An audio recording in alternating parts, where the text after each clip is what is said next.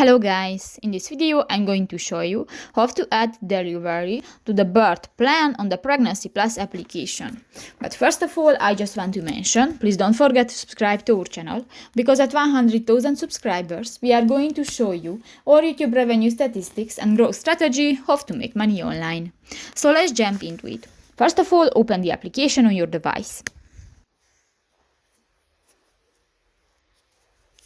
New, click to the Me icon next to the Baby button at the lower side of the screen and click to the Birth Plan button. In the Select Items section, you can find the Delivery option under the Cesarean Birth button. Click that and you can find different options. For example, I would like to be free to decide my own position for labor. And if you want to add an item to your birth plan list, just click to the plus icon and done. So that's pretty much it for this video, guys. See you in the next one. Bye bye.